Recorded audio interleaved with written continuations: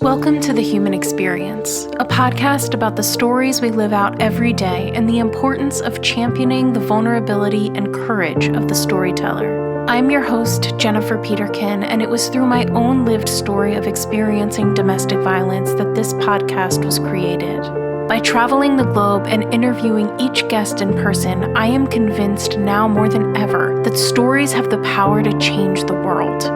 You can join our community of storytellers by subscribing, leaving a rating and review, signing up for my newsletter, following me on Instagram, and more. Thank you for being here. In a world full of noise, to listen with intention is an act of resistance.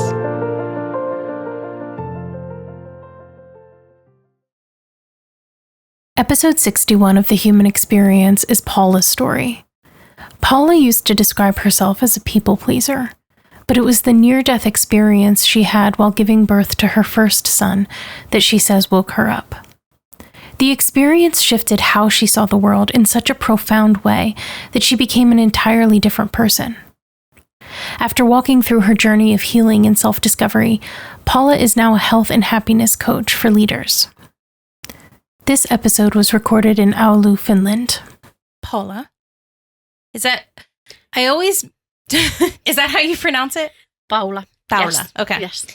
I have done a few interviews in Europe this trip and so far, and I always am like, I just want to make sure because my pronunciation, like I could be reading it in a very American way, and that's not how you pronounce it at all. So I'm glad I asked. It's okay. I lived in States for a year when I was in my early 20s. Did you? Yeah, Where'd you live? In Portland, Oregon. Oh, wow. That is like all the way across. Yes, that is all the way across the world. Yeah. What brought you there? I wanted to do something cool after high school. I had 1 year off already, and then I applied to be an au pair. So cool. Yeah, I did that right after Christmas, went through the psychological tests, and they accepted me in the program, and then they sent my papers to the States. Oh, wow. So that the families can, they pick the au pairs for their families. So Sure. Then I told my parents. Nobody knew before that I had applied and I was going. So that was one of the big changes in my life. That's a huge change. Yeah. But I think it's so cool when people do stuff like that where they make a decision that's maybe a little bit out of the cultural norm. Yeah. To just have a different experience. Definitely. And I also think that those are the things that teach us the most about ourselves, right? When we're stepping way outside of the comfort zone. Mm-hmm. And so did you specifically want to go to the States, or was it anywhere? States. Okay. I applied to States. Yeah. That was, I think, now that I'm looking back, I didn't realize that I wanted to go as far as possible. And then, at that point, it was definitely States. And, to really get independent. I think I was looking for independence at that point. Yeah. I was really shy. I was really withdrawing person. So nobody expected that from me. Well, my friends, they knew me better than my mom, for example. But I remember it was a really big shock for my mom to hear that I'm actually going. And then when I told, 4 weeks after, I got a family. And then a few weeks after that, I was off to States. You moved, yeah. Yeah. And you were there for a year? For a year. Okay. Yeah. Did you do any travel within the States, or did you pretty much stay in Oregon? Yeah, we did travel. I had a wonderful family. There was a single mom and one then 7-year-old boy. So we did a lot of traveling. I had a really good luck with my family because we met. First, I went to New York to have 1 week orientation, and then I flew down to Disney World to meet them for 1.5 weeks, and then we went to Oregon, and I went to California, Texas. Then we traveled around Oregon as well, and then they took me to Hawaii before I went back home. That's amazing. Yeah. Good for you. I'm so glad it worked out like that for you, that it was actually just such a good experience. Really good experience, yeah. Have you kind of continued to travel throughout your life after that? I did. I do like traveling, but for the past 10 years or so, a little over 10 years, I haven't been traveling that much because I got my own family and the kids were small and I Yeah. have 3 kids, 2 years separate each. So it's been a lot of handwork. Yes, So I imagine that does change things for sure. it does change things, but we've been traveling some with the family as well. And now that they're getting older, Yeah. it'll be much easier. Yes, yes. My brother has 3 girls, and it definitely, when they're very young, it's hard because their attention spans are very, very tiny, and that's okay. And that, it's just not the season for it, right? Yeah. So, but it comes around eventually. So that's it. That's amazing. So tell me about what it was like growing up in Finland here. Well, where I lived in South Lapland, I grew up in a small village where in that village we had only 3,000 people living. And then when we combined the other parts of the village, and the municipality, I think there was about 10,000, under 10,000 people. Wow. And then there was a 20,000 people city. Well, we call it city, but probably when we compare to states, it's not city at all. 20,000 people city close to us. So I lived in. I understand now how I grew up in a soap bubble. It was a very safe place, and we got a lot of freedom and space to roam around, and yeah. This is my first time in Finland, and I've only been here for a day, so I can't say too much, but the scenery is just beautiful. And we're a little bit more north, like we're kind of halfway up. Yeah, halfway yeah. up, yeah. So, and this area is considered Lapland? This is not, but the Lapland starts in about 100 kilometers north. Okay. Yeah. So where you grew up? Yeah, where I grew up, that was the most southern part of Lapland. Okay. And can you actually just define that? What does that mean? Well, in Finland, it's basically, well, it's a little different because then we have this Sami people, which are the kind of like the original people in Finland. Okay. But they are the Lapis people that we say. So I'm not a Lapis people, but I lived in South Lapland. Okay. But they're the Lapis people, the original Finns, and they have their own culture, they have their own language, they have their own rights, they have their own tribes and all like their own community that they live in. Okay, so they're kind of like a sovereign state of themselves. Okay. Yes. But within Finland. So they have some autonomy, but they don't have it's not that they're a separate country or something like that. Right, right. So those are, I would say, when we talk about Lapis people in Finland, we think about the Sami people. Okay. But the funny thing is that we don't learn at school. We don't learn about that part of Finnish culture. Really? And we don't learn about the Sami people. And it's a shame, really. Yeah. But then there is a difference when we think about, for example, the attitudes of people. They say that when you enter the Lapland, the hurry ends. So the people are more relaxed up in the north, and then they're more busy and rushing around in the southern Finland. And and most of the people live close to, most of Finnish people and the population of Finland lives in Helsinki area. So wow. There is this Highway 3 that we call it, Ring Road 3, that when you live below that, that's the cool and hip place to live. And then when you live above that, it's the beyond the, I don't know how the saying goes, but in Finnish, it's like you live in the wolf area, basically. Okay. Yeah. That's really cool. I don't think it's just from my own schooling, we didn't really have much of an education around the indigenous people of North America either, which is a shame. There's so much culture there, right? And so it's one of those things that you have to kind of independently choose to learn. Educate yourself. Exactly. Yeah. I was actually talking to my mom about it last night because I was like, I'm not sure. Like, who is, if there is an indigenous people in Finland, I'm not sure, like, who that is. Of course, there's an indigenous people, but I didn't know who it was. So thank you for that information. Yeah. Okay, so you grew up in a very, very free environment, a lot of space. Yeah. Not a lot of people, a lot of nature. A lot of nature, not crowded at all. Yeah. Yeah. What was your family like?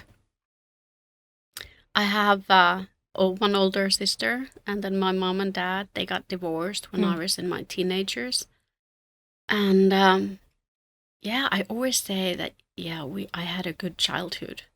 But now growing up and realizing all their childhood patterns, we all have our childhood traumas, don't we? Yes. So there were things. My dad was from his parents belonged into a religious cult, I would say. Oh, wow.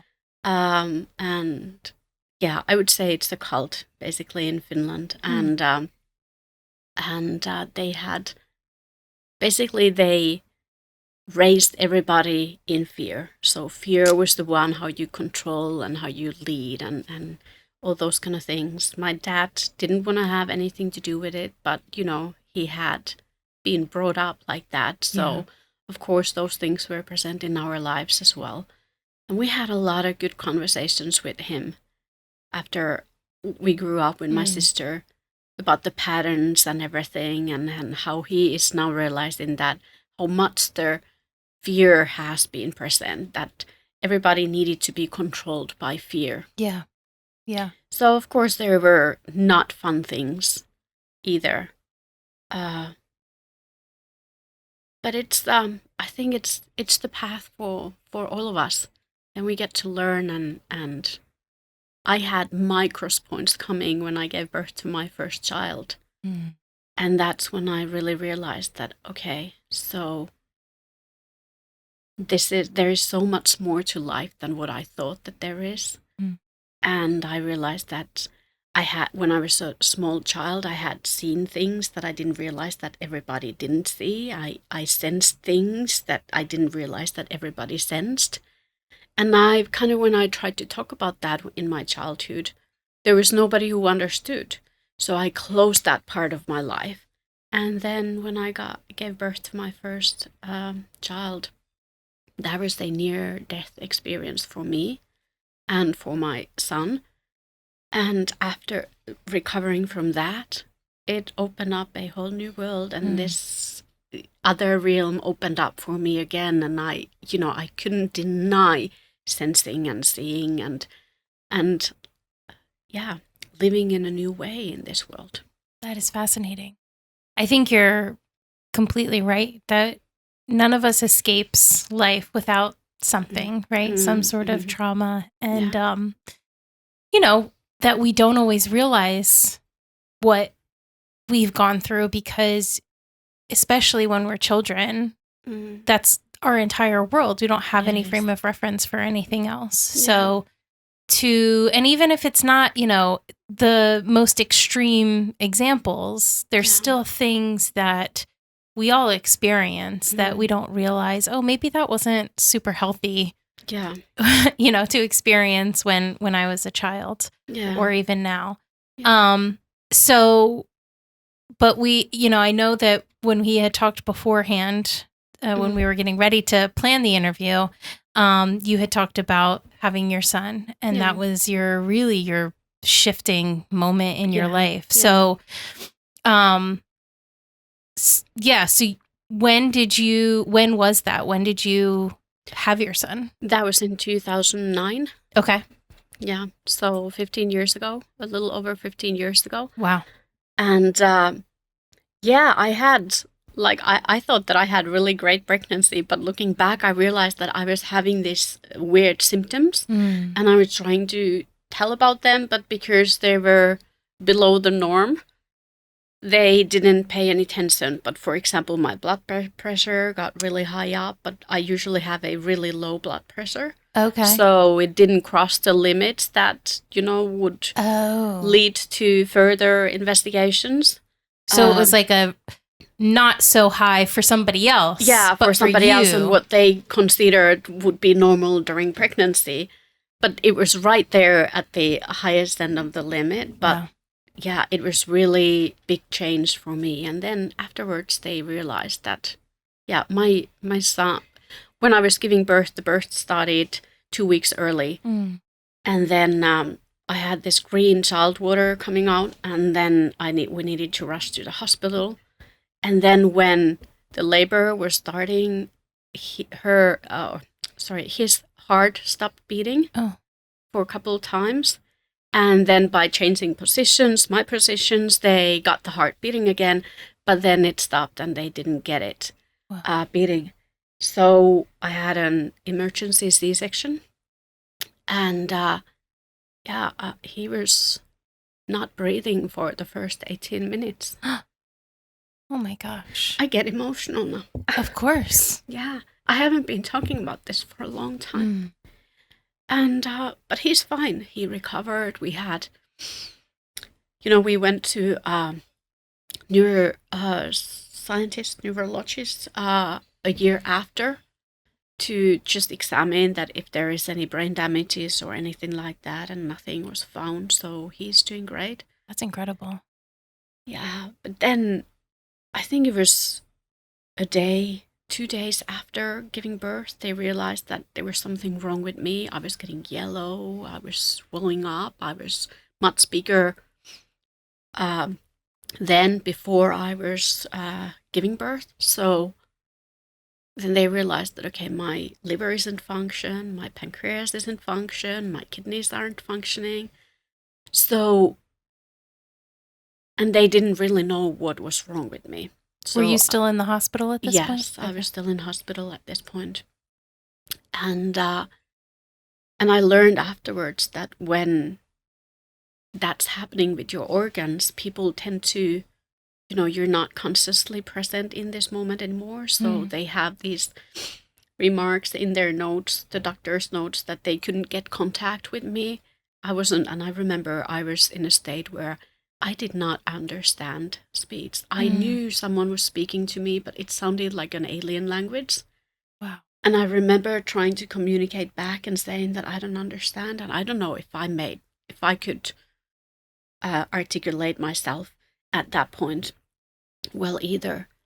But of course, because I was in that kind of state, I don't know if they told me that how serious things are. But they didn't tell my husband either. And then afterwards I learned that they were sure I have this certain DNA chains so that it makes the person prone to have the certain liver condition when pregnant. Oh. But then that wasn't it either. They found out later. And I don't know, they're just giving me fluids and then antibiotics. And yeah, it ended up being a mystery in the hospital. They never found out? No, they never found out. But I remember waking up, it was the third or fourth day when I was going to sleep in the evening.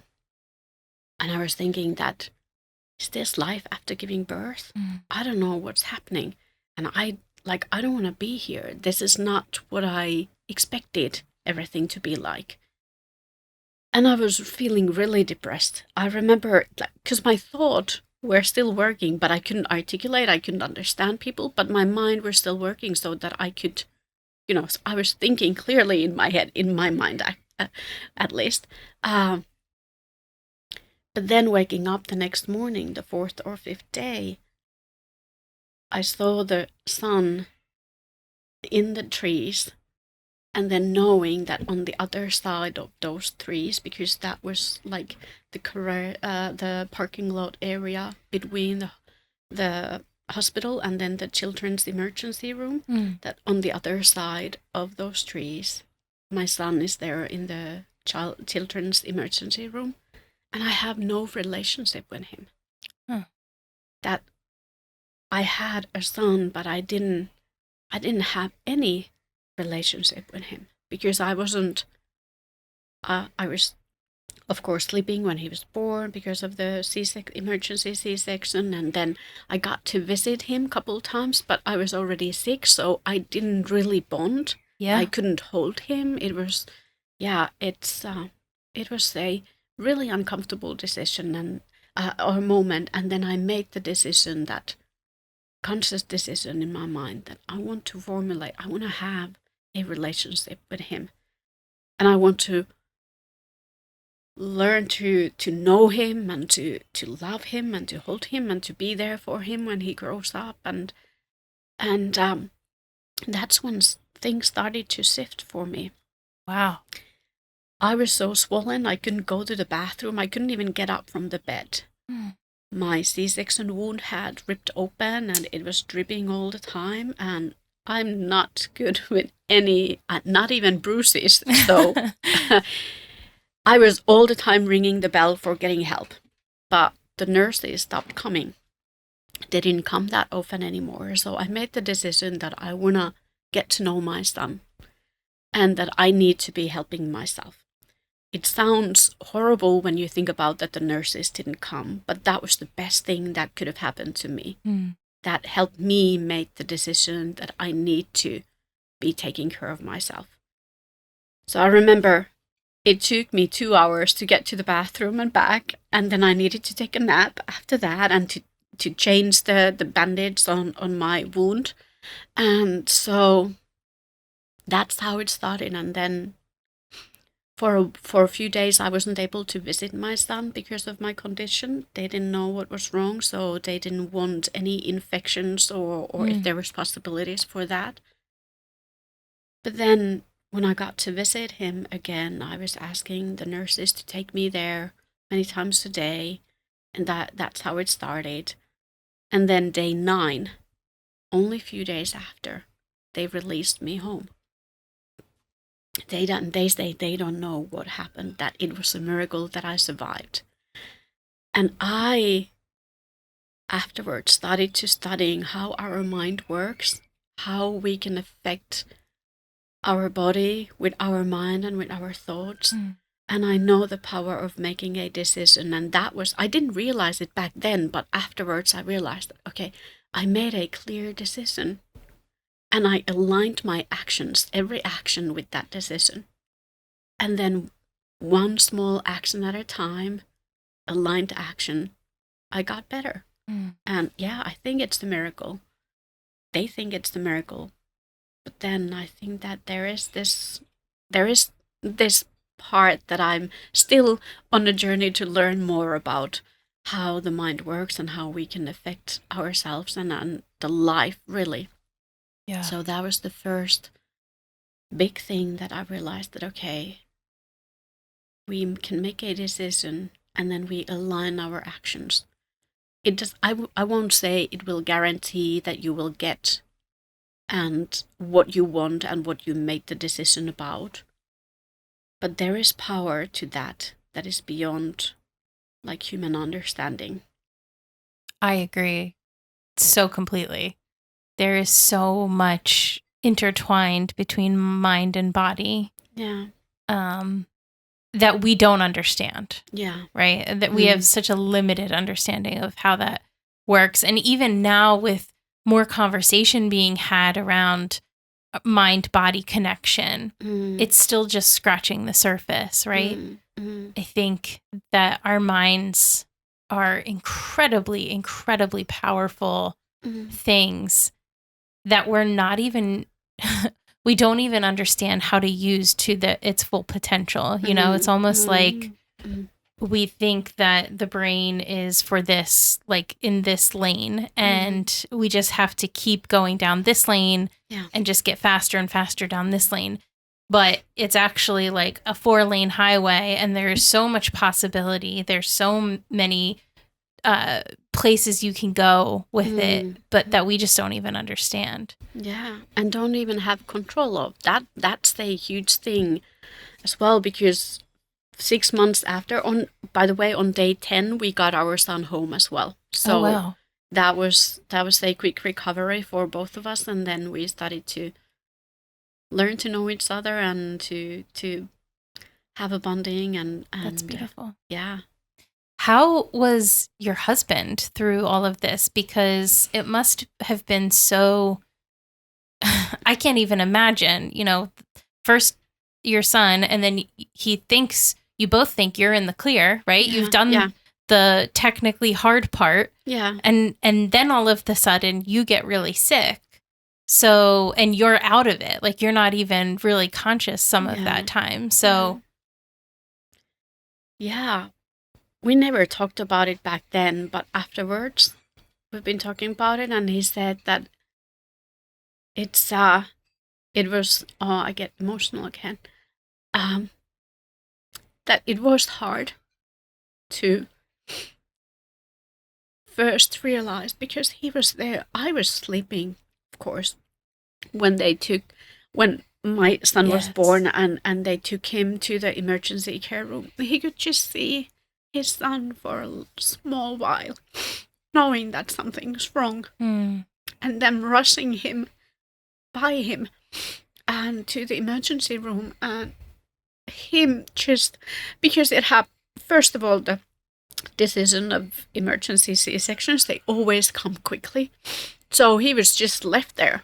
Nobody was taking care of him when that happened, and then him noticing that that everything is not okay still. It must have been hard to just stand there and not know what's happening. Yeah.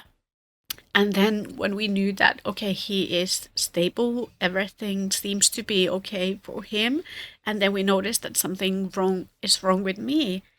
Of course, he was torn. Afterwards, he said that he was torn between where to spend his time, whether to be by me or by his son. And then, it was hard, and then he had to go home all by himself for the night. Yeah.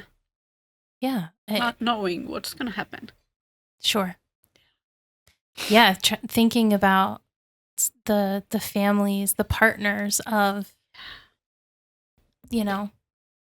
there's so much that can happen during childbirth, and unfortunately we haven't figured it all out yet. It's not a perfect system, and to have to choose between your newborn child and your wife, that must just be really difficult. I have a lot of compassion for partners that have to deal with that. So this was, you said earlier when we were talking about your childhood, that this was really an opening for you. So, you've talked about just the power of the mind. What kind of opening did that create for you? How did it change the way that you moved in your life?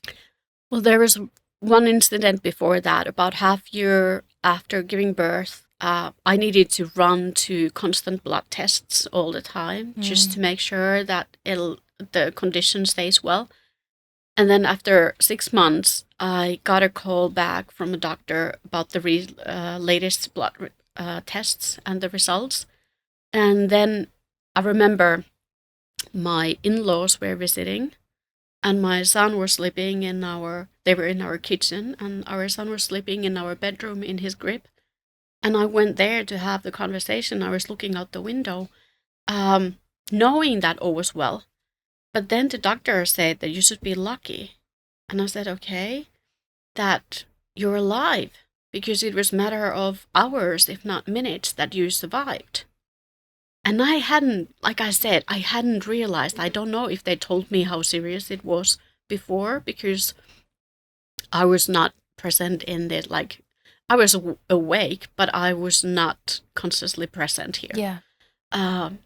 So I remember looking out the window and everything just changed like that.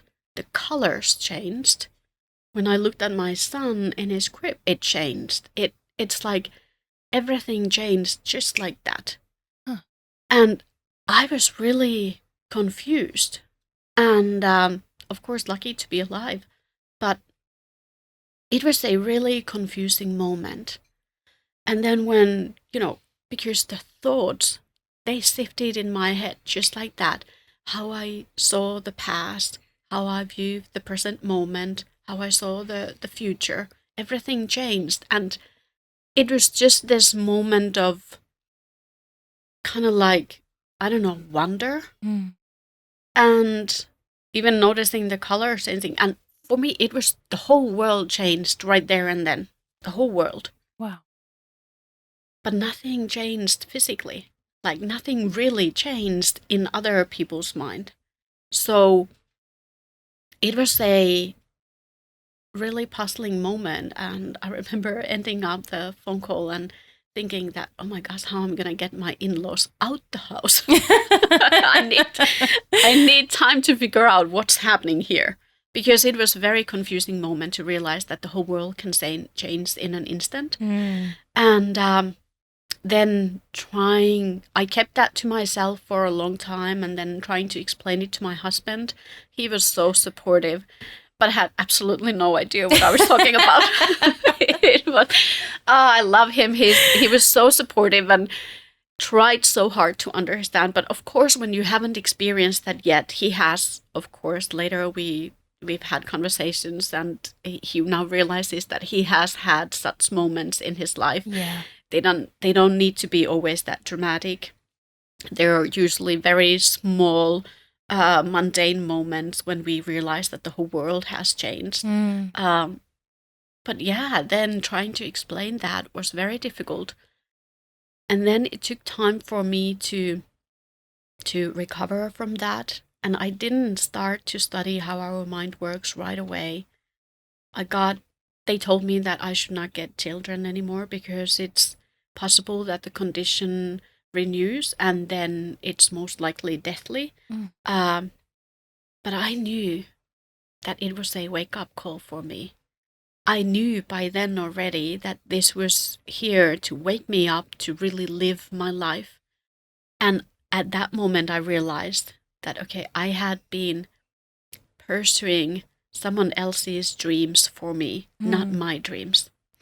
And because in my childhood, now looking back, my grandmother, my mom's mom, everybody says she was such a great person, but now that I'm looking back, I see how emotionally absent she was. So of course my mom got the same.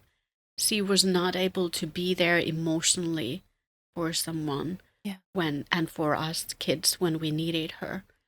And that, of course, that leaves a mark in everyone who is experiencing that. So I realized that then as well, that, okay, there's so much that I'm trying to please her because I knew in my childhood that when I'm pleasing her, I get the attention, I get the caretaking, I get the affection. But when I'm not pleasing her, it's like a hell on earth.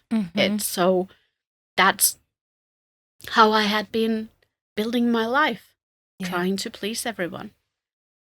And then when I woke up to realize that, of course it changed everything. It has created friction in many relationships when I started to recover from the disease of pleasing. And it created friction between me and my husband. We got our second child 2 years later because I knew that nothing's going to happen. We had a discussion with him. He trusted when I said that I know nothing's going to happen. Nothing happened. All went well. But then when there was 2 children needing, and I was learning to be emotionally present and trying to model a new way, and then there were 2 under 3-year-olds, it's a lot. They Yes. require a lot, and I was really doing my best to learn to be there and stay present. Yeah. Um, and that created a lot of friction between me and my husband. And at that point, we were thinking about getting a divorce because it was just so hard for both of us. Yeah. He had learned so different ways to be with me before. But then suddenly when I realized that, oh my gosh, I can't be always pleasing everybody else. Something needs to change. Mm-hmm. Of course, he was one who was kind of suffering from that as well, because I had put his well-being always before mine. Mm. And now I started to learn that, okay, I need to put my well-being first, and then from me being well, then I'll be able to take care of others well. Yes. Yes. And, but yeah, we took our time. We didn't make hasty decisions, and here we still are. That's beautiful. Yeah. Truly. Because there's a lot of people that wouldn't survive that. And I just get, I have such an understanding of where you're coming from. And I just have the biggest smile on my face because you have so well encapsulated just the point of this whole podcast, which is that what we live through really changes us. Yeah. It is, they are the moments, whether they're mundane or dramatic, they are the moments that really are the building blocks of who we become. And change is necessary and it's good. And so, you know, if you are able to go through something like you went through and look at the situation and say, this is what I need to change and actually do it, that is a huge, amazing accomplishment, truly, and a beautiful thing. And beautiful that you and your husband were able to walk through it together, even though it got really difficult at points. Yeah. But yeah, I resonate with a lot of what you say as well in just being a people pleaser and realizing after you went through what you did with your son that life is too short and incredible to spend time just sitting in the box that somebody else has made for you. Yeah. Yeah, and it also, the birth experience, it really opened up me to realize that there's so much more in this life than what we sense with our five senses. That, and it really made me create my, and start to build and create a relationship with the higher power as well. And really realizing, because then I started, after giving birth to my second child, when she was born, a little after that, I started studying how our mind works, and then really realizing that there is something that we, that is not in our control. And when I'm thinking about life right now, it feels like most of the things are not in our control. There's so little that we are in control of. But really realizing that, for example, our mind with our prefrontal cortex, if the capacity of that is, what was it, 42 bits per second to process information, then there is the rest of the brain with, what was it, 11.2 million bits per second. And we do nothing to, that's those are the operations that we have no control over. Yeah, they're automatic. But there's still this deeper wisdom somehow, which is directing what's happening.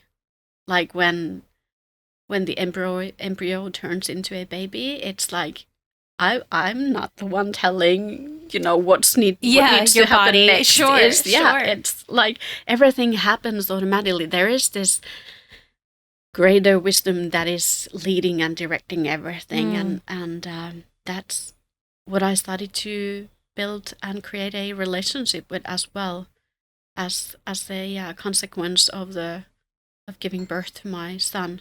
I've had that relationship somewhat going on when I was a child.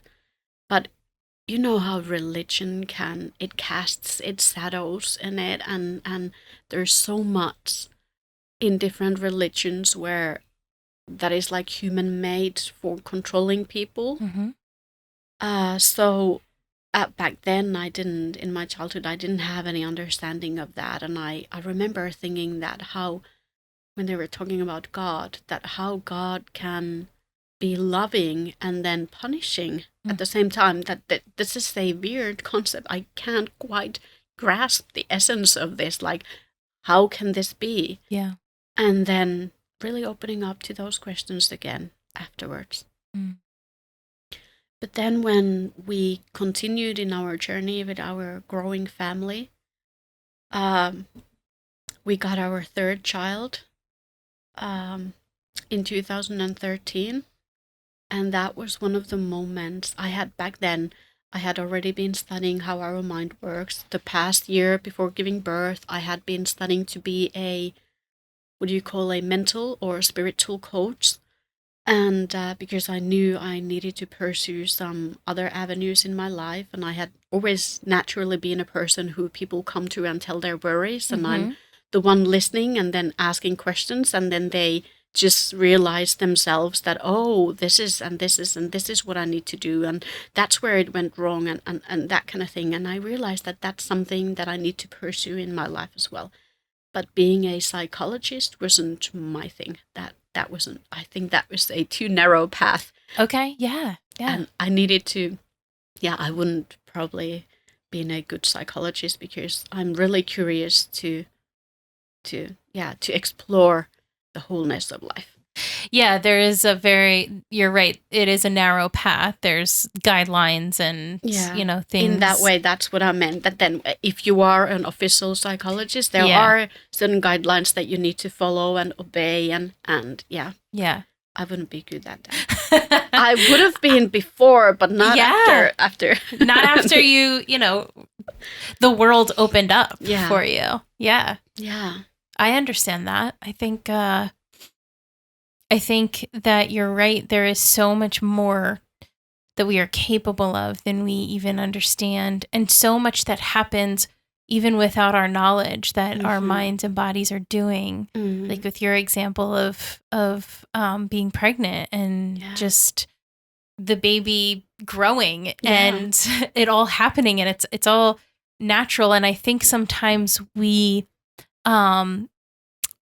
really start or forget to grasp how incredible it is that it happens in the first place, right? Because it has become almost mundane in its repetitiveness, right? Everybody, the population keeps going, so people are giving birth, but that is not to say that it is not a miracle every single time, and that is just such an interesting and beautiful process that really our bodies are just doing without even our consciousness. So yeah, absolutely. And then realizing that when we say that the baby is born, it's a miracle, that the baby is a miracle. But then to realize that it doesn't stop there. We're still miracles. It's still the same thing keeps operating in us, and there is the same kind of power within us. Because do we wonder or do we worry about producing new cells and which cells should be doing what? What's the function of that cell? I don't know. We're not doing that. And if we would be, we would just be messing up the whole system. That's true. That's very true. Our brain's like, stop it. I got this. Yeah. And that's still happening within us. And to get in touch with that part of us as well, which is really powerful. And it's not from us. The power is not from us. It is part of us. It's of us, but it's not from us. I realized that there is something bigger than what we are. Yeah. Incredible. So you really took this experience and did a 180, changed your whole life, and you've you talked about, with your husband, how it was difficult to kind of get on the same page, but you and your husband have been able to work through. But what was it like with other people in your life? Did you find that you lost people through this process? Yeah. So many people. Yeah. And of course, the relationship with many people, for example, relatives, family members, in-laws, they're very different now than they used to be for me. Mm-hmm. Yeah, but the lessons, because the lessons keep coming. When our third child was born, she had a skull deformation, and she needed a surgery at the age of 5 months. And that was one of the hardest point in me and my husband's life, when we needed to give her up to the hospital and the nurses and the doctors for the operation, not knowing whether we're going to get her back or not, because they needed to operate the skull. So and even their anesthetics, they're dangerous for babies. So to get the dosing right and everything. So it was one of those moments that we needed to really prepare for. And we made a conscious decision together when we found out, right at, I think it was the day or two after she was born. We found out about it, and the doctors told us, and we were like, okay, at that point we knew that, okay, life's gonna throw curveballs every once in a while, and we are not in control, that we just need to find our way to live through everything. Not to cope, not to survive, but to really experience and live through everything. And we made a decision. She was born in the end of March. It took us about a month before we had the schedule for the surgery, and to get everything figured out, what's needed and what's gonna happen. And then I think it was in the beginning of May when we got the time of the surgery for the beginning of August. And then it was changed. I think it was postponed with a few weeks afterwards. But we made the decision that, okay, are we going to be, how do we want to spend these months? Are we going to be worrying about what's coming, or are we going to be enjoying and staying present and doing that? And we made the decision that we're going to enjoy. We're going to live like nothing's going to happen, so that we get to enjoy as a family. But at the same time, of course, the fear took over so many times. So we allowed that to happen. We didn't try to numb those feelings either. We made the decision that we get to cry, but we always get to come back to focusing on the positive side. And to seeing the good in the moment and really enjoying the moment. Because you know how we can ruminate in the past or worry about the future and not live in the present moment. So that was really a practical moment for us to practice that. We needed to really practice that during those months. Yeah. And then in that process, of course, it was different from him, and I can't talk on behalf of him. We would need to ask him. But I got this realization that my happiness is not dependent on my children. Because what I learned when I was studying about how our mind works was that we run films in our minds. I think I was in one of the NLP courses, realizing that we do run films in our minds. We imagine things. And then when realizing that in that moment, I could run this horror film of losing my daughter in my mind. But then usually what we do is we stop the film in the most horrible moment. So that would have been the moment of loss. And then we just pause it there and we leave it there. And I said to my husband that let's do so that we push the play button again and we let the movie continue. realizing that if that would happen, if we would lose our daughter, we would still have our family, we would still be parents, we would have each other, we would have our home, we would have all the love, we wouldn't lose the love. Mm. And then thinking that, okay, what would it be like 5 years after or 10 years after?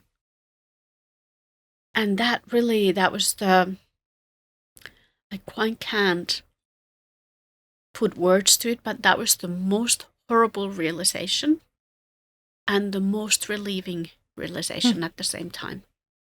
And for me, it gave me the freedom to realize that my happiness is not dependent on my children or anything outside of me.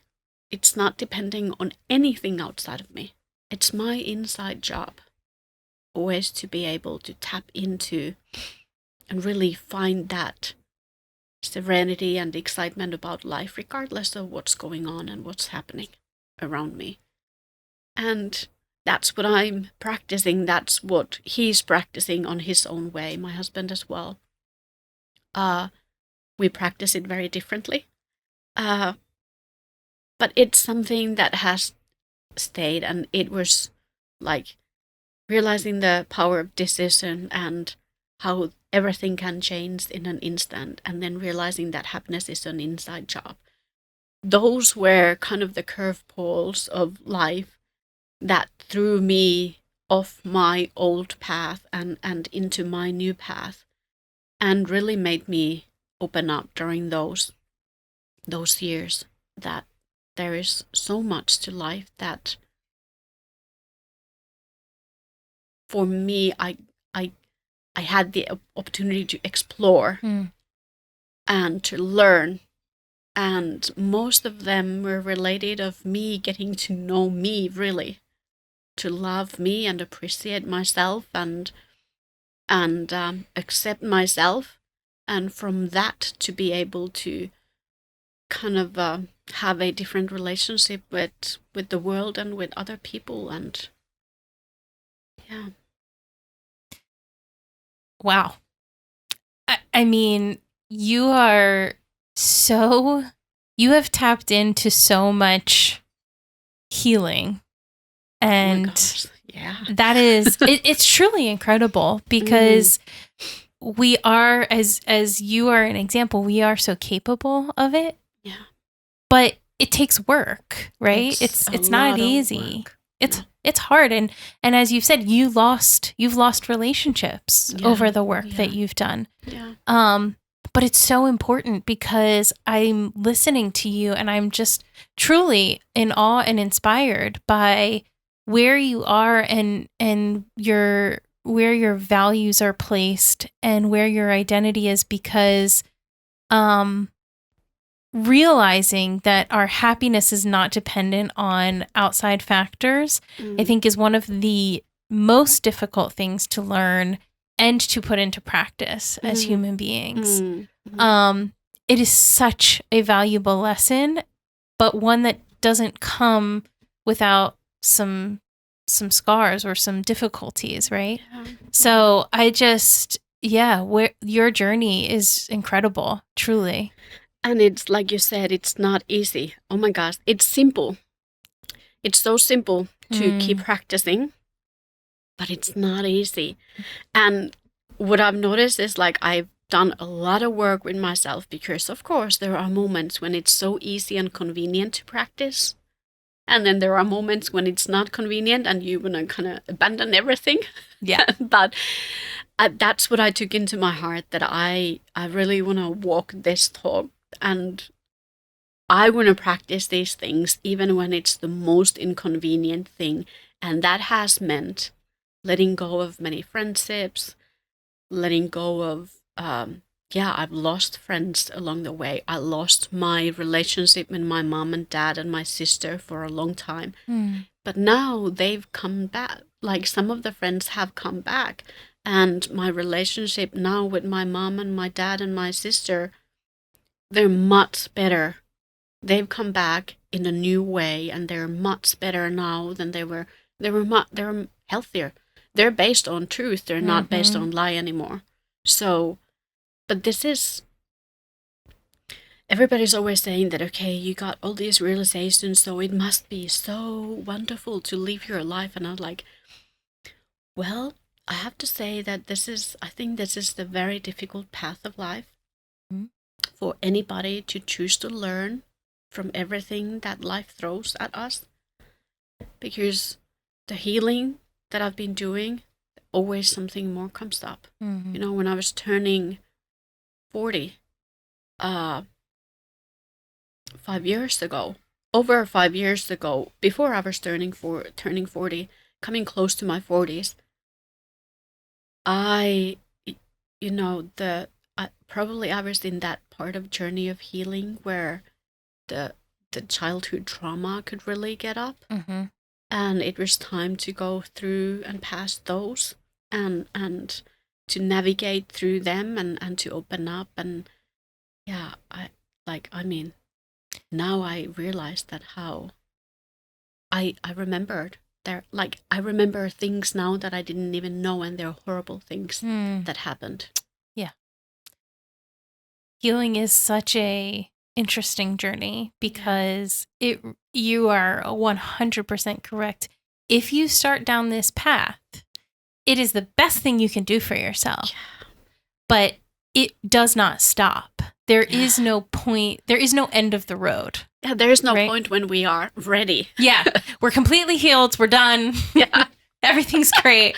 It doesn't happen. But it is...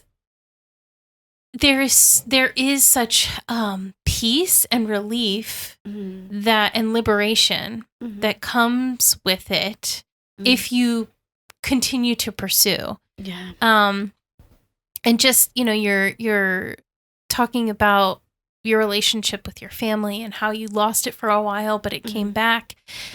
And I just think it's important to mention that, had you given up what you knew to be right for yourself, in yourself, had you continued to just live the way that you wanted, or they wanted you to live, right? Everybody else expected from me. Yeah. So what that would look like is you would be unhappy and you would be in very, I would say, shallow relationship, right? Because they don't truly know you in that way, right?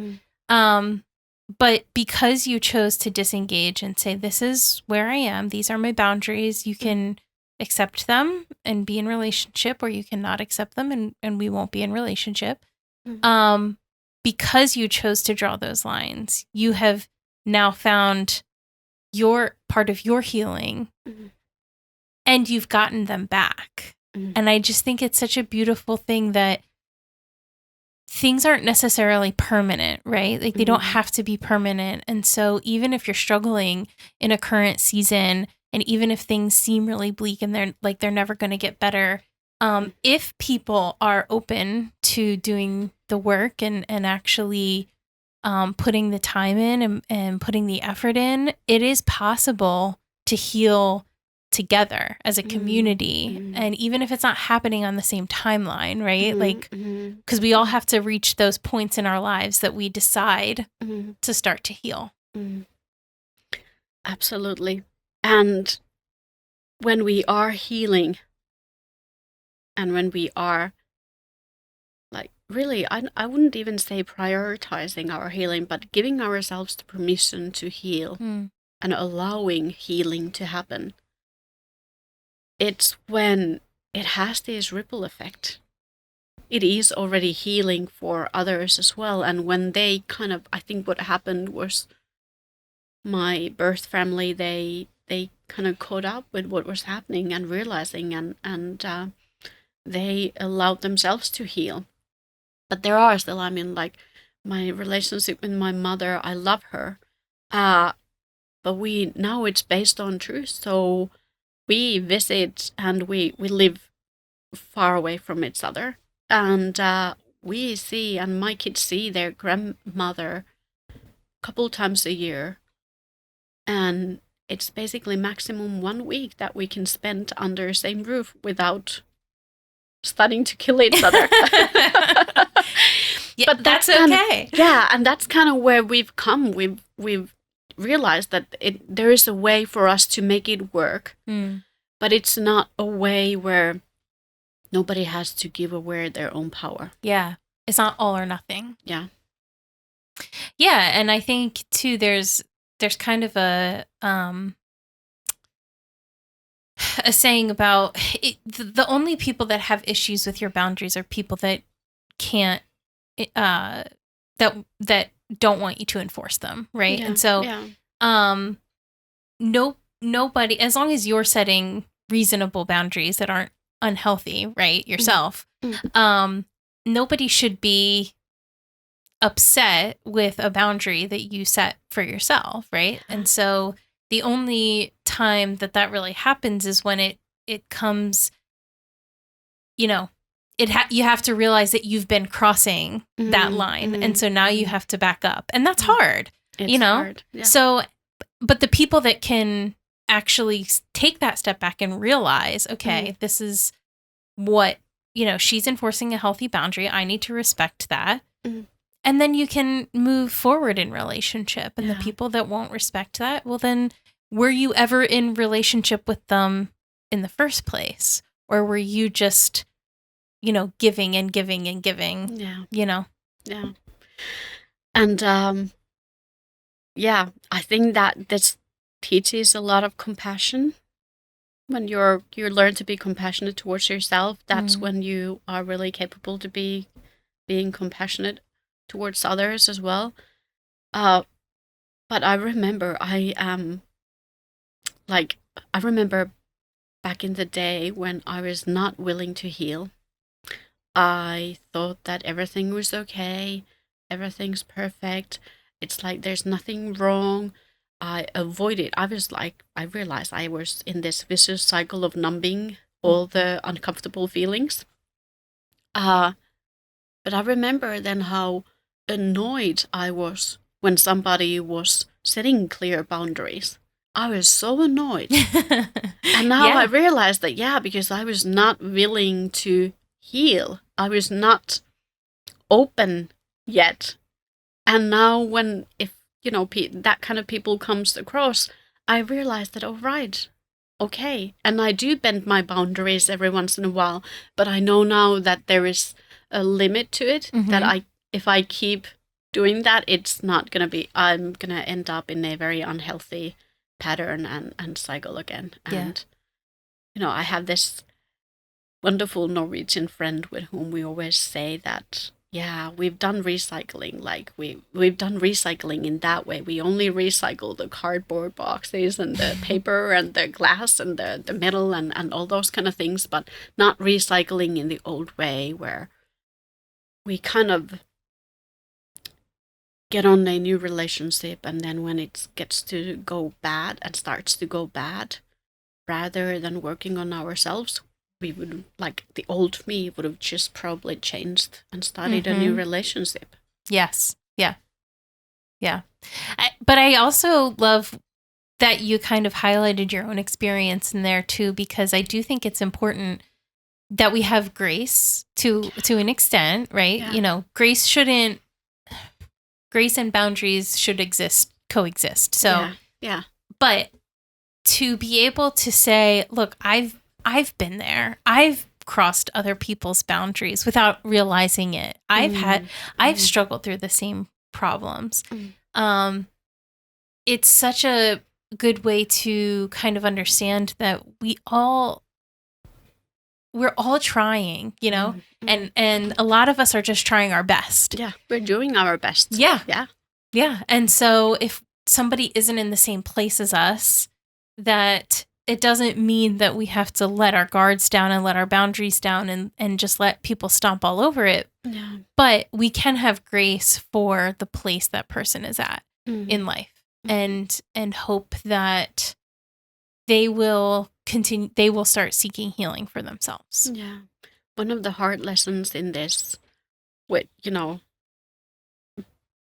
being a people pleaser, basically the first 35 years of my life, without even realizing that that's what I was doing, was to learn actually then that I get to love people, but then I kind of get to decide like how close are they part of the inner circle or the outer circle, Yes. so that I get to love people from the distance as well. So I don't need to bring everybody close to me. Yes. And then this, because when we have this, I've had this really strong instinct of trying to heal everybody and trying to save everybody and trying to make everybody better. But that was the people pleaser in me. Yeah. Which is a very manipulative place to live, actually. We don't even realize that it's as manipulative as the narcissistic side, the people-pleasing side. It's just we don't freely give. We always have a motive for giving, and it's manipulative giving. Yeah. And but then realizing that, okay, finding kind of the balance in myself, that I get to love people from the distance as well. I don't need to bring them close to me and give them free access to me anymore. Yes. Yes. There are levels that we can have in relationship. It doesn't have to be black and white, friend and foe, right? There are different people in different areas, and like you said, different people have different access, and that's great. It should be that way. You don't have to let it all out with everybody. And in fact, I would argue that that's probably not a healthy place to be in anyway. To just kind of freely give that to everybody as if it's not going to affect you, as if it's not going to do damage to you. Yeah. And it's going to be doing, if it does damage to you, it's going to be doing damage to others as well. Sure. Because I remember trying to force people in my childhood to heal or to get better or to make them happy. But when we're not ready, we're not ready. Yeah. And if somebody tries to force it, then it's going to do damage. Yeah. Yeah. And if somebody's not ready to heal, that's their journey. You have to decide when you're going to start that, when you're going to walk down that path. And like we've already said, it's not easy, and it is a lifelong path. You can't just opt out once you start. But if somebody is going to, until somebody decides to walk down that path, you are allowed to have boundaries around that person as well, right? So if they aren't in a space of healing and they are in a very unhealthy place, and that is seeping into your life as well, you are allowed to say, not say directly to them, but kind of be in this place of, I love you. I want you to be better. I am here for you, but I'm here for you from back here because I can't get caught up in the unhealth that is permeating around you. Yeah.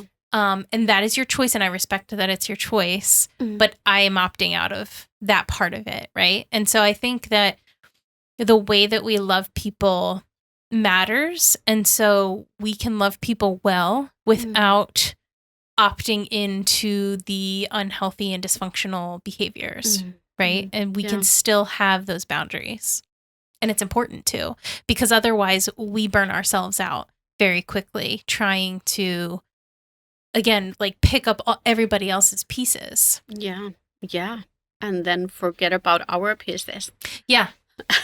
Truly. I mean, we have our own stuff to deal with. That's enough. Yeah. You can't handle anybody else's. Yeah, and then it's like, I see that what I'm trying to teach to my kids is that you can't have freedom without responsibility. That when you try to take only freedom, what you find in your life is only responsibilities. But when you take the responsibilities, you suddenly notice that you have so much freedom, that they go hand in hand, that it's when you start to take responsibility, that's when you get the freedom. Yeah. And there is no such thing as pure freedom without responsibilities. The more free we are, well, at least in my healing journey, I feel that the more free I am to be fully myself, the more responsibilities I have. But they're not the kind of responsibilities that pull me down or drain my energy. Yeah. But there is like, you get in touch with your heart really, and you notice that, okay, I know this is not going to be easy, but I feel this is the right thing to do. Mm-hmm. This is how it needs to go. Yeah. I think you're absolutely right. I think that responsibility and accountability, right? Yeah. And so, because once you start to heal, you realize how much you are not to sound redundant, how much you are responsible for, right? Like there are things that a lot of times, especially as a people pleaser, that you would take on that isn't yours to take on. But in that same breath, there are things that we are responsible for largely about ourselves that we can't put on anybody else, and we have to own. You know, we have to own how our reactions to things. We have to own how we feel about things. We have to own, you know, how we exist in the world and what our contributions are and how we are going to take accountability for ourselves. And I do think that, you know, once you start your healing journey and so much of the world opens up and your mind expands and your heart expands, you then are aware of things that you weren't aware of before. And I think I've said this on like a dozen of these podcast episodes already, but I don't care, because one of my favorite quotes is from an abolitionist named William Wilberforce, and he said, "You may choose to look the other way, but you may never again say that you did not know." And I think it's so powerful. I think a lot of people, we don't do things because we know that once we start, we're going to have an understanding that is going to force us to take accountability and responsibility for ourselves, for our communities. And so sometimes it's easier to just remain in ignorance, because then we don't have to pursue that. We don't have to. We can claim ignorance. We can claim that we didn't know. Yeah. But once you know, you can't unknow it. You have to do something. Yeah. You have to make a decision. Yeah. Yeah. And then that's it, you know, it for me it comes a lot down to the people pleaser side. But it has been, again, a lesson to learn to really consciously decide when to choose ignorance and when not to choose ignorance. Because there are so many things, especially in today's world, so many things that are just, you know, crazy, that if we would take on everything, oh, sure, it would end up being a road to burnout right away. Oh, absolutely. Again. So that we need to consciously choose, because I do believe that we need to be ignorant sometimes of some things. Otherwise, we are going to go crazy, because there are so many crazy things happening in the world, and not understandable in a way that, even though in this part of healing, I do see where the destructive behavior comes from. It all stems from thinking that we're not loved and not worthy. But then at the same time, kind of taking responsibility for all of that, it's a lot. So having that,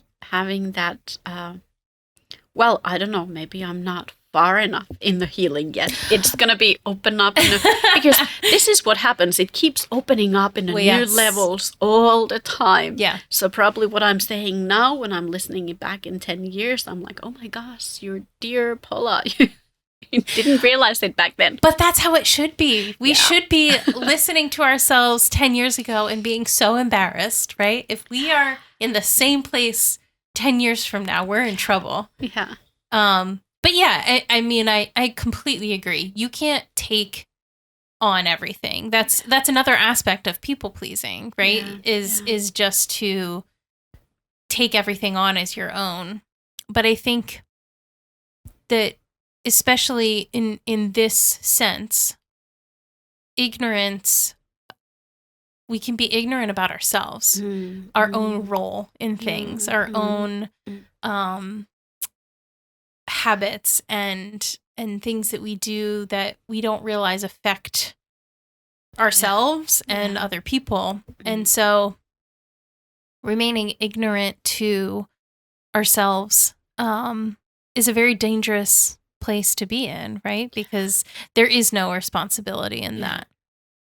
And then you lose touch with yourself and with your consciousness and your compassion. Yeah.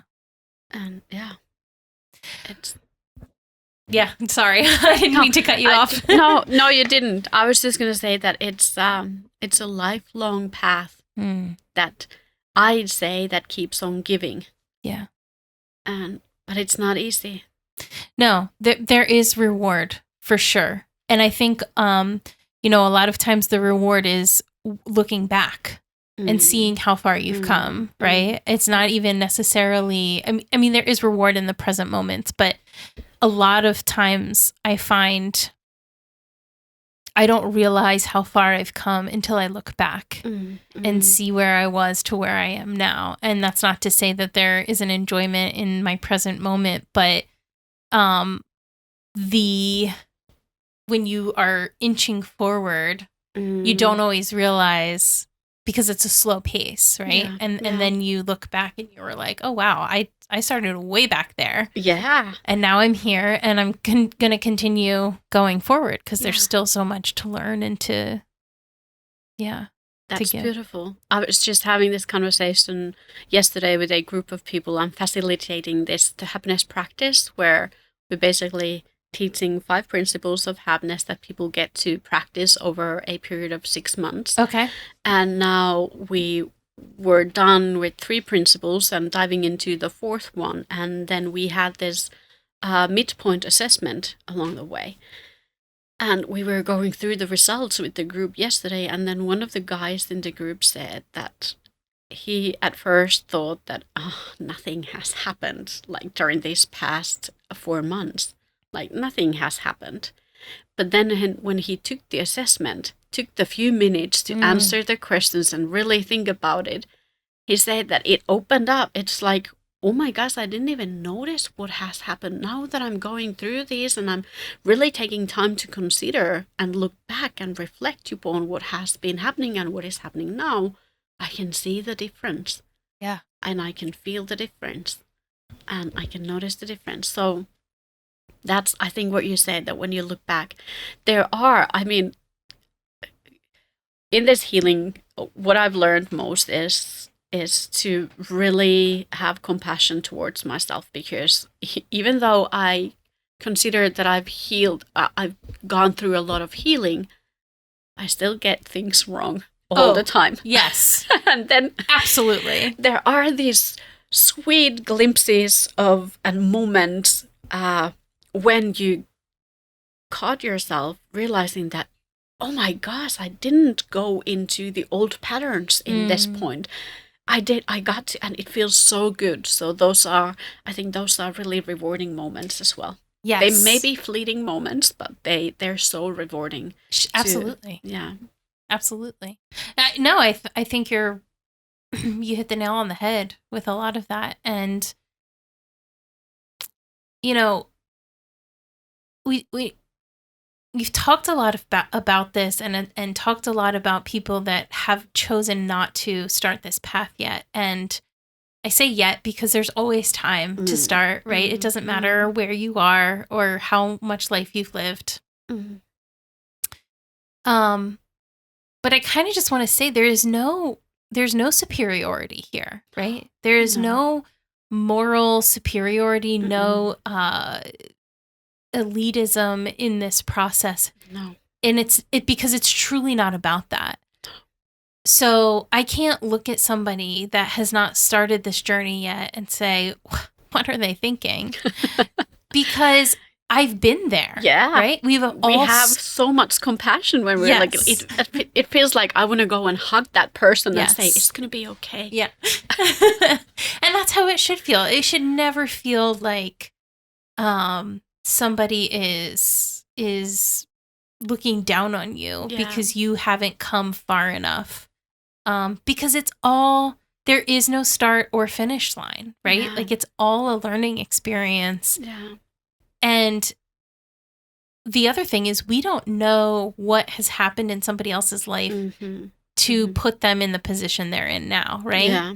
And so maybe when I started my journey, I was a lot closer to that road than this person is, right? This person may have to walk through a forest and some brambles to find the road.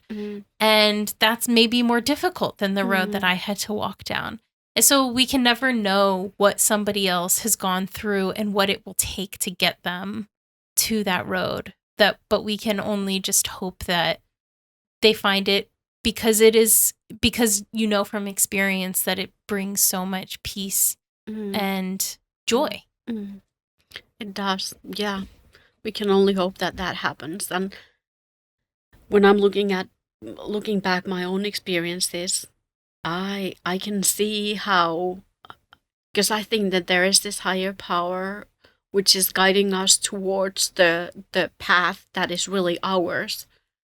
I can see all the signs along the way. But I was just so stubborn that I didn't pick them up. So I needed to have because that's what I'm telling people, that you don't need to go through all this drama that I did, for example, for healing to take place or for you to open up into your true life path or anything. But I can see I was so stubborn. I was not...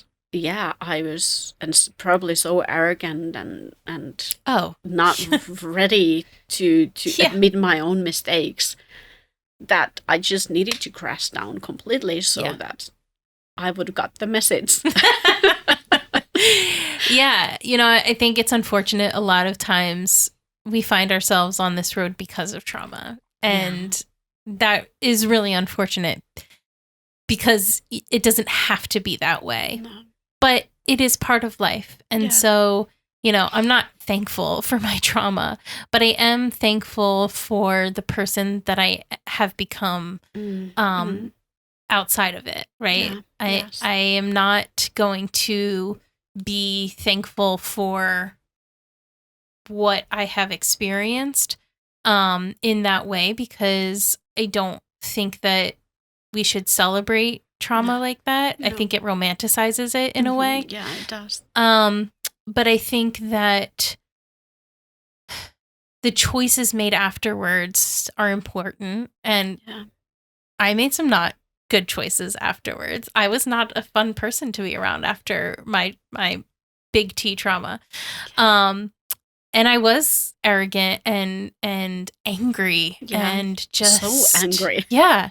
Just a really not great person to be around, and really struggled. And I really, pushed people away. And I think I'm so thankful for the people that stuck with me through it, because I did lose people, and that was hard. But yeah, there's, again, so much grace, so much compassion.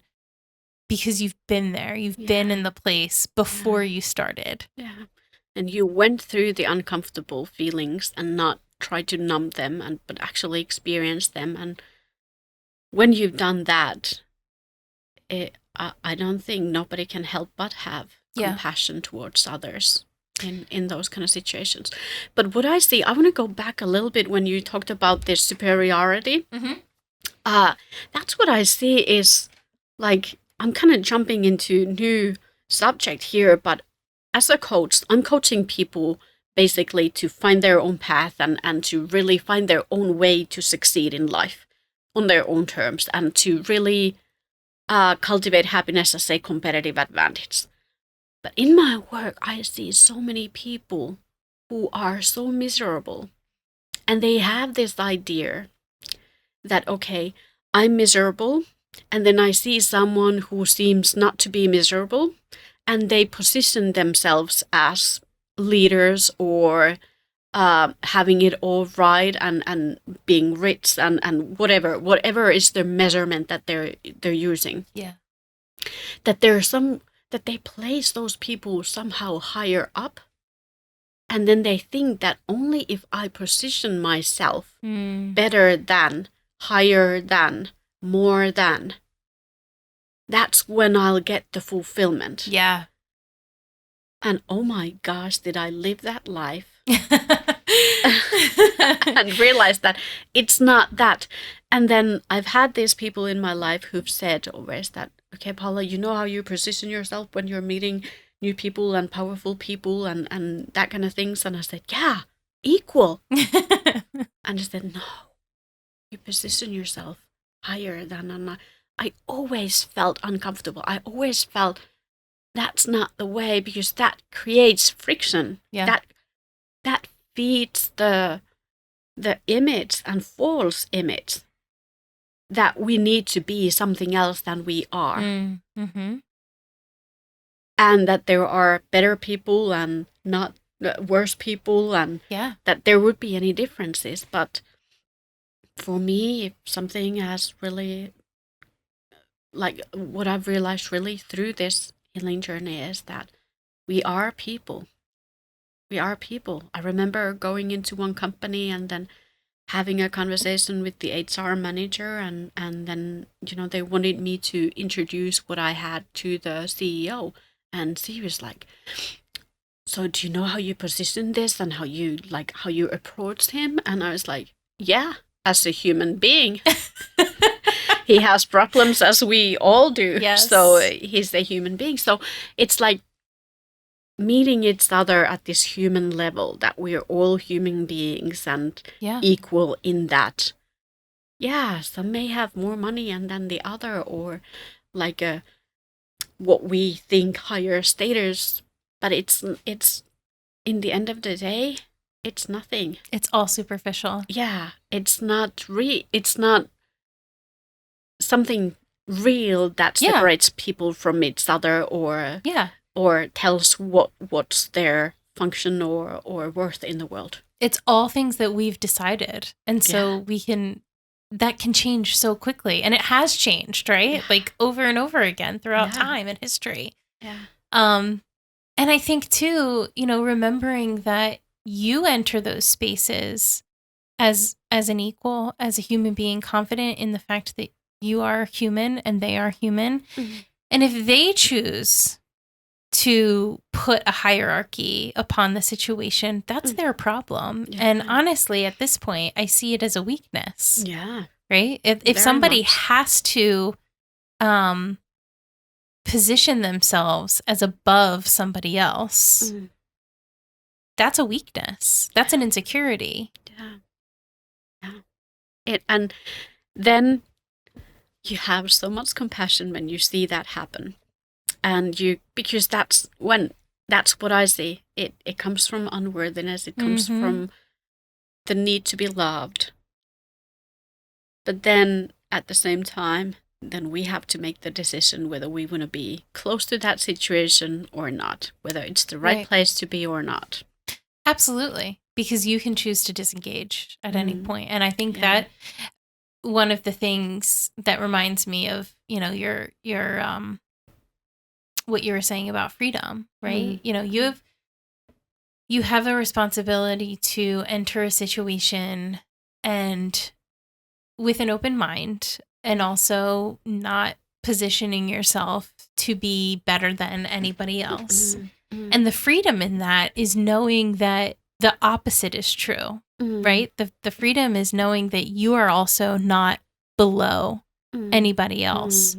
And so you can choose to walk away. You can choose to disengage. And that's a really powerful place to be in, to be able to opt in or out depending on what happens. Yeah. That's one of the things that I probably talk the most about with my clients when they are pursuing business success, that they don't need to be doing it at any cost, and that they really, because we think about business world. When we think about business world, competition is probably one thing that comes into mind first, that we need to be competing with others. And I said, why? Like, why do we need to be competing with each other? It's like we can walk into the situation and we can let people know what we have to offer. And then it's their decision to make. And then when they make a decision to choose somebody else's offer, that's great. It's like it's not off from somebody else's plate. Then we get to walk away, and then we get to find another person or other customer or client and who then appreciates, really wants what we have, and then we don't need to be competing. Yeah. We don't need to be thinking that I need to say bad things about the competitors to make myself look better. Yeah. I think that's so the old way of doing business so much. Well, and I think too, in the West specifically, we have so much, and we are the worst perpetrators of the scarcity mindset. And thinking that there's no, everything is a pyramid. There's only room at the top for one. And that's not the case. And so when you have an abundance mindset and you realize that there is room for people, that you bring something unique to the world and you will find your place, but that doesn't take away from other people's positions or places either. It is, again, it's such a freeing place to be in, because it's kind of that thinking of what is meant for you will not pass you by. And that's not to say there's no work in that. There's no, that you don't work for what you are trying to achieve. But that, again, it's not about there's only room for one of us here, that you can't have more than one person doing the same thing. That's just not true. Not true at all. Not true at all. So, I mean, how many podcasts are there out there? There's a lot of them. There's a lot of them. A whole bunch of them. That's what I was thinking. I started my own podcast in the beginning of this year. And it took me a while to come to that decision, because I thought that, there's so many podcasts already out there. Yeah. But I said, well, that's what I truly believe, that there is audience for everybody, and everything is born for a purpose and for a reason. So when an idea is born and somebody designs and creates a new product, for example, there are people who need that exact product. Yeah. But then it might be useless for some other people. So, but there is. Absolutely. And I think our intention or our motivation does matter, because why are we doing it? Yeah. Are we doing it to create something in honesty and in trying to be authentic, or are we just trying to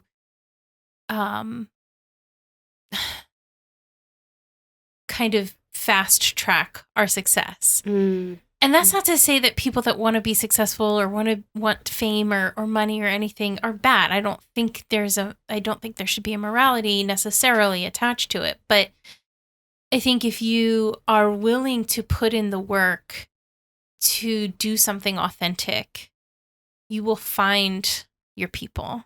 Yeah. And it may not be a global audience. It may not make you famous. It may not make you rich. But if you're doing it to connect, you will find your people if you work at it.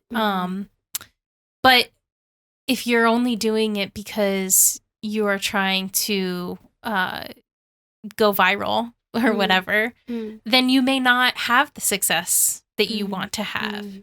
And it's kind of, it is what it is in that sense, So I think our motivations do matter, just in terms of what we choose to spend our time doing. Yeah. Again, I don't necessarily want to assign a morality to those actions, because I think people largely are doing the best that they can. Yeah, and when I'm looking at, for example, people who it seems like they want to have a certain amount of viewers for their YouTube videos or something like that. I think what we're doing is we're seeking for the fulfillment. Mm-hmm.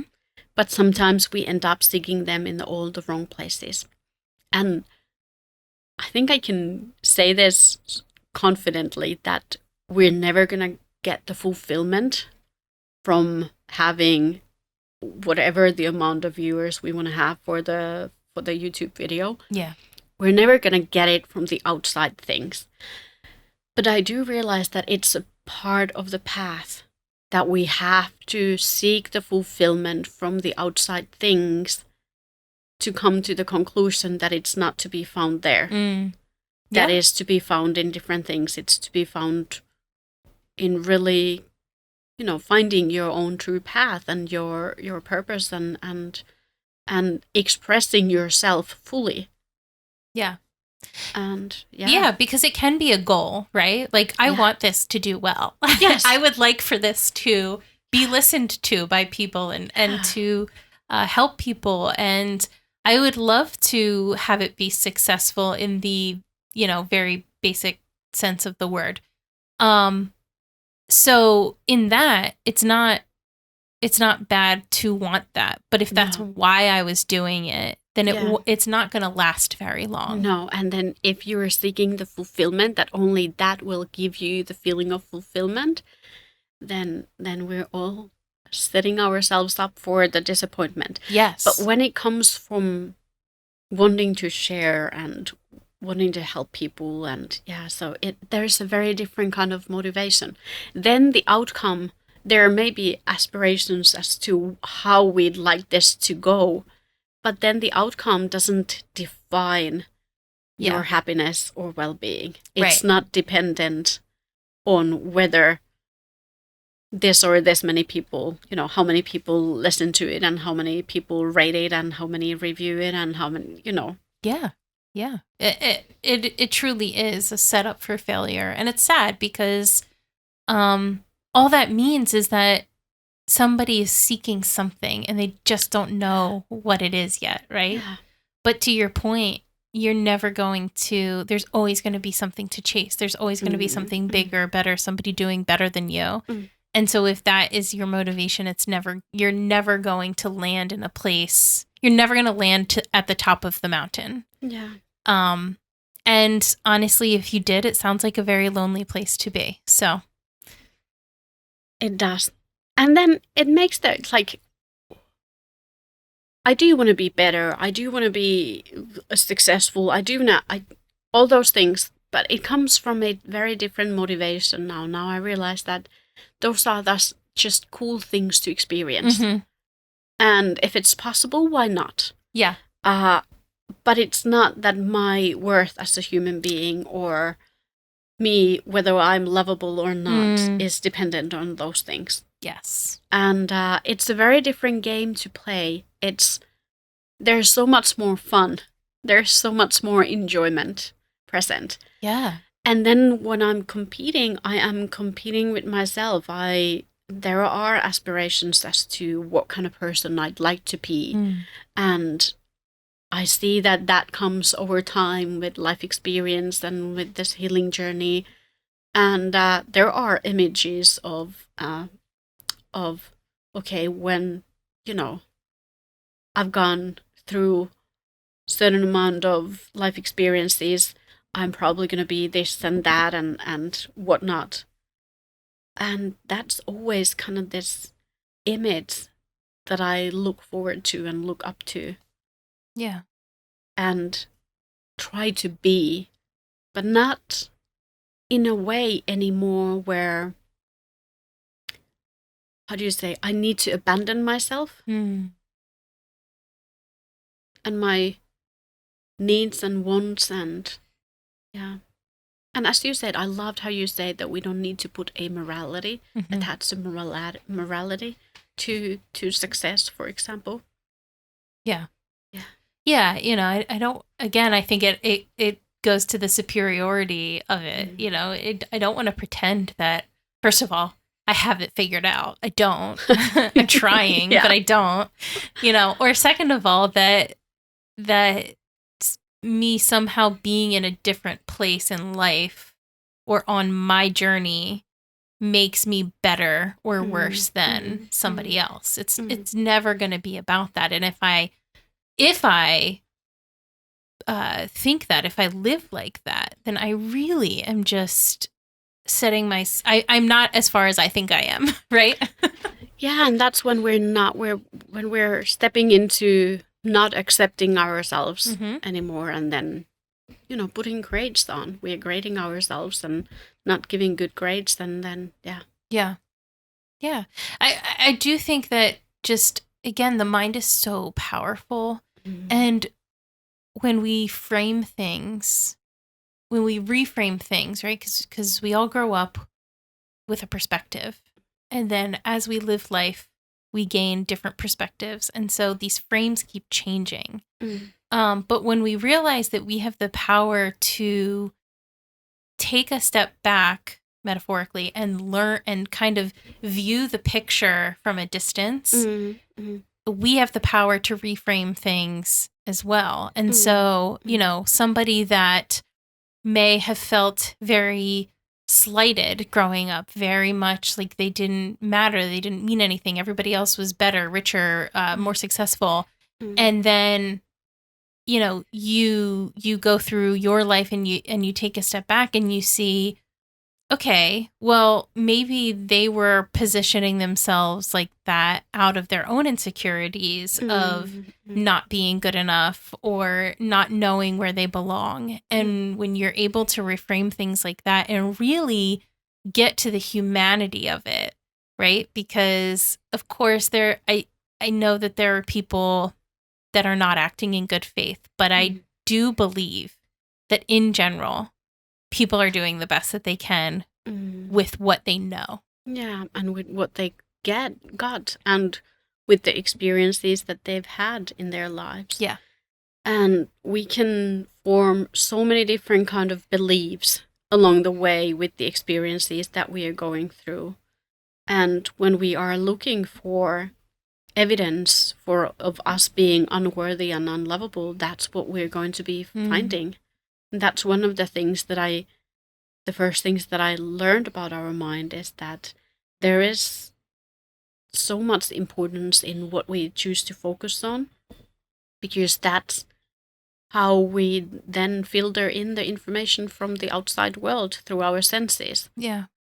And it's like really, the easiest, simplest example is when you're thinking about getting a new car, and then you've decided the type of the car, and then the model of the car, and perhaps the color of the car, and then you suddenly see those cars everywhere, and you didn't notice them before.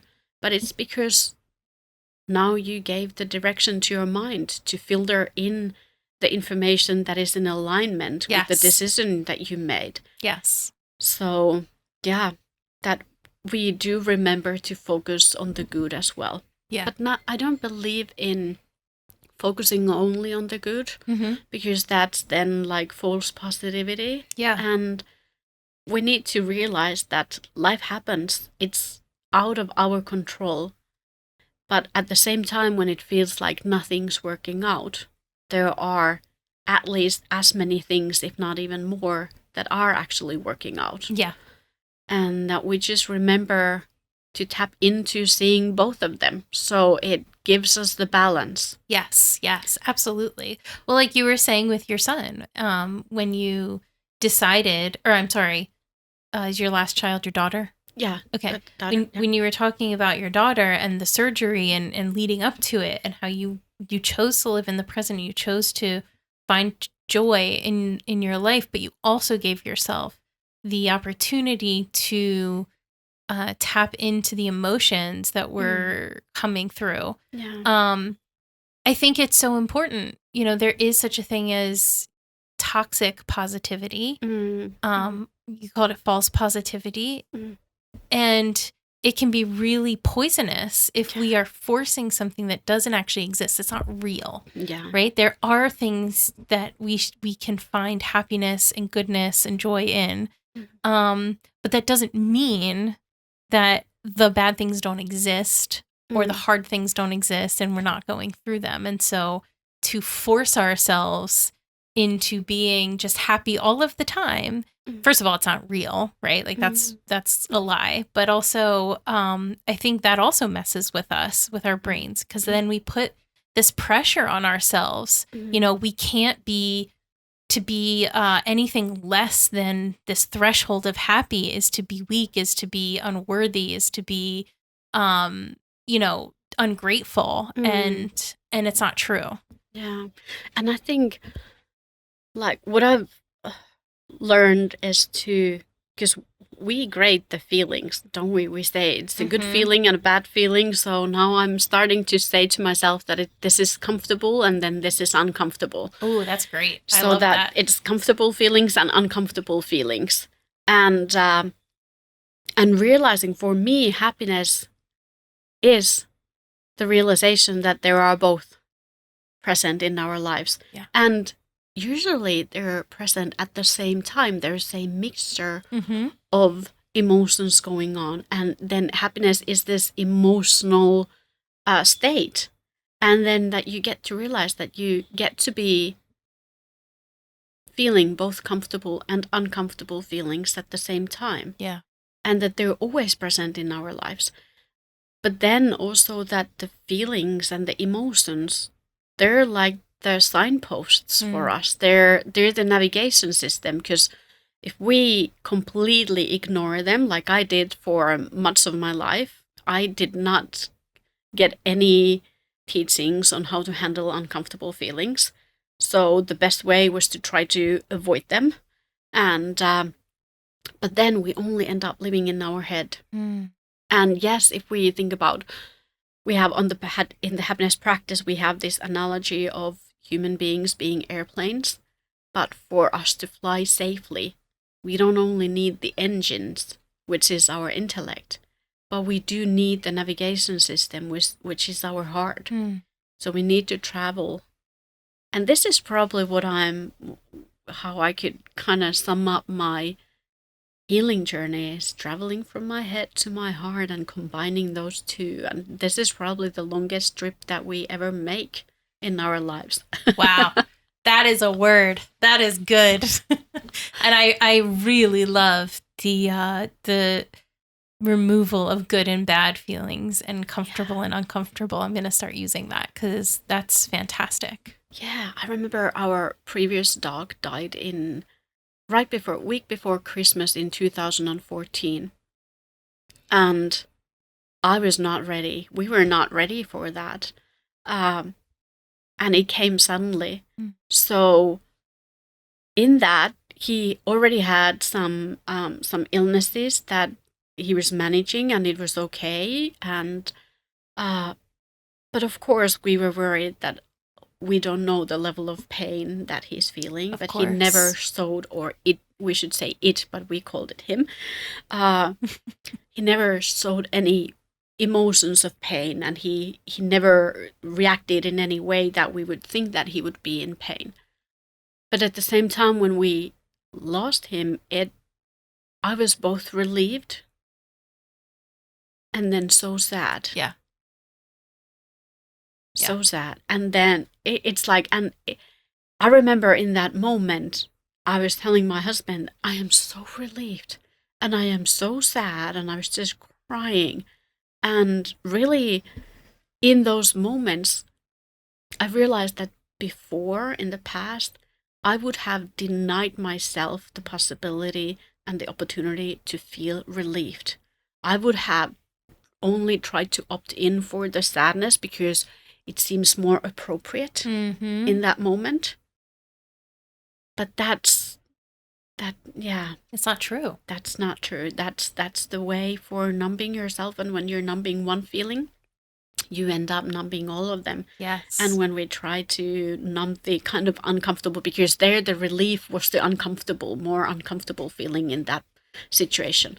when we try to numb the uncomfortable feelings, we start to numb the comfortable feelings, and then life doesn't it doesn't feel good after that. Yeah. I think too, it's just it's a journey to get to a place of despair sometimes. Mm-hmm. And we don't realize the decisions that we're making to get to that place. And I think that's one of them is, numbing ourselves and not realizing that we are numbing the good thing or the comfortable things as well as the uncomfortable things. Because and then you find yourself in this place and you're not really sure how you got here. You just kind of feel like you woke up in this place, and then people don't necessarily know where to go from there. And that's not always the journey, and I understand that, but I think sometimes it can be. Yeah, and I think we should have already in preschool and elementary school like emotional regulation and yes, like some skills with handling our emotions to be taught, because it's like for so long. I remember being in my first real job. There was I had a boss who called me in his office, and I remember what was the point of the meeting, but at the other point was to tell me that, Paula, emotions are not allowed at the workplace. Because people could read me like an open book. So that made other people uncomfortable. So I got the memo of not showing the emotions. And I remember my jaw starting to, like I was holding in that I wouldn't cry. And it was so uncomfortable moment. And I went home and I remember how I started to think about that. How do I do this? And in that moment, I entered the cycle of numbing my feelings and my emotions even more. But coming to the realization that is so wrong, because we've got it all wrong with our emotions. Yeah. They're actually data. That if we think about our emotions as data, we think about them, we reframe it again. It's this one of these reframings again that happens, and we view them very differently, and then we get to kind of think about like, okay, so if feelings and emotions are the data, what is this data telling me? And they're always telling us kind of about our life experience at that point, and the truth. They're the truth of our current life experience. They're not the facts about how things are. So if we're feeling uncomfortable or bad, it doesn't mean that things are bad. Yeah. But it does tell us that, okay, maybe we are crossing the path from being authentic to ourselves, or maybe there is an unmet need or want here that we would need to consider going forward. But when we don't take those into consideration, when we just completely ignore our feelings in everything we do, I think that's when the businesses start to fail, and that's when the relationships start to fail. And I think that's the recipe for failure that we're paying a high price for currently in this world. Yeah, I agree. I I relate a lot to what you just said, and I would love to see this being taught to young children, because we inherit behavior a lot of times, right? And so we mirror our parents, we mirror how we were raised. And that's not always a bad thing, but if behaviors are passed down from generation to generation, or beliefs are passed down from generation to generation, because you just don't know any better, right? It's not even it's not a good or bad thing necessarily, at least motivation wise. So, I grew up that my parents, my brother and I was the only emotional one in the family. Everybody else just dealt with their emotions differently. So I was the one that was always crying. You could tell exactly what I was feeling. And, I was told I was too sensitive. And I just always felt like I was too much, right? And it wasn't until being an adult and going through, domestic violence and then being in therapy afterwards that I started to explore that and started to realize that it wasn't a bad thing. And I was, and even though that's what I received and that's how I interpreted it, it's not necessarily what my family was trying to convey. It's just what I interpreted from our differences because I was the one, standout from everybody else. That it really is something that has made me who I am, and it has allowed me to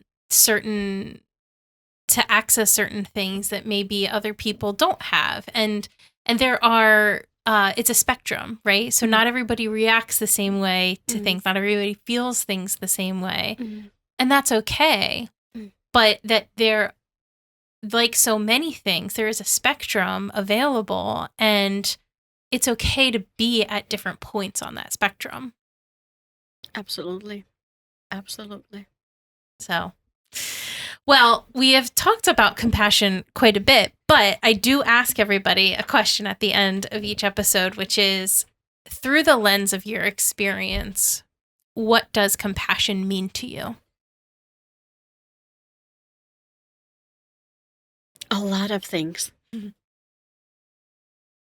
But I would say that compassion for me is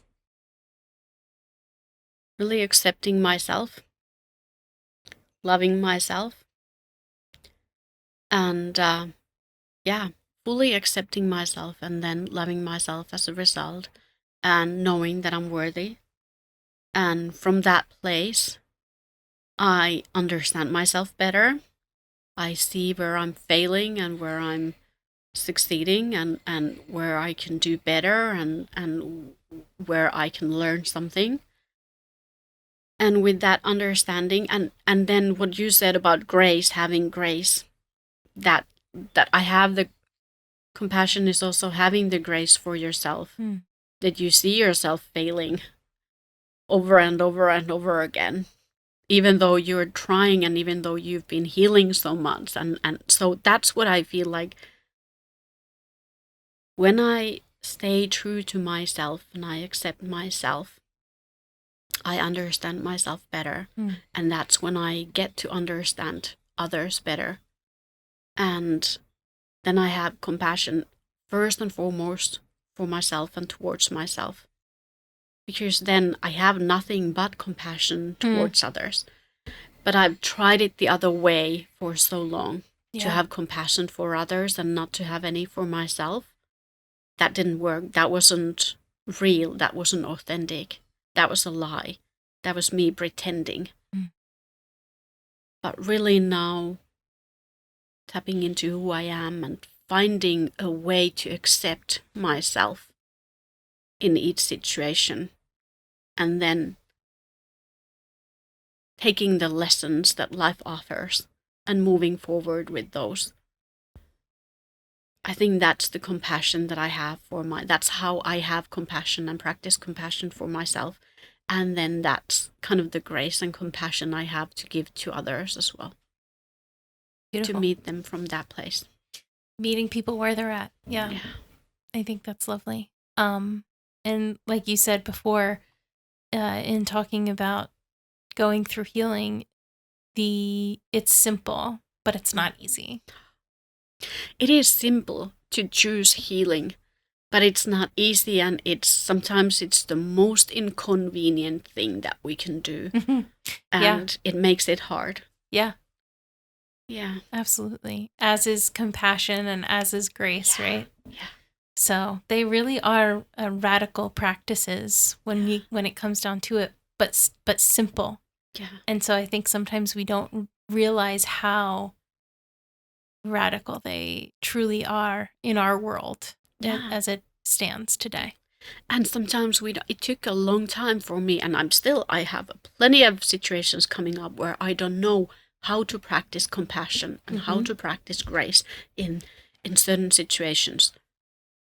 But it is exploring. It's about getting it wrong to get it right. Yeah. And I try to practice so that I'll say that, okay, this is the first shitty draft that I have to offer. Yeah. And then I get better along the way, but I have to start somewhere. Yes. So 100%. You have to. Yeah. And yeah, failure is a part of life. It's not a failure is not a bad thing unless it keeps you from trying again. Yeah. Right? Yeah. So, well, this has been lovely and so insightful. Thank you so much. I do think a lot of people are going to resonate with this. So I just appreciate your time and your story and your journey. And yeah. Yeah, thank you. Thank you. Thank you for coming to Finland for this, and thank you for giving the space. And I loved having the conversation with you. You made it so easy, even though we don't know each other. So that tells something about you as well. So thank you so much. Thank you. And it is truly my pleasure to be in Finland. So I'm excited. So I have to come back because I'm leaving tomorrow, but I'm definitely going to be back to explore some more. That's good to hear. Yeah. Thank you for listening to The Human Experience. If you enjoyed this episode and you'd like to help support the podcast, please subscribe, share it with your friends and family, share it on social media, and rate and review it on Apple Podcasts and Spotify. You can also support the podcast financially by going to my website, thehxpod.com, linked in the show notes, and clicking on Donate. It takes a lot of time and resources to create this podcast, so every little bit helps. Everyone has a story, and I'd love to hear yours. So be sure to check out the show notes for more information about how to stay in touch. Do good and love well.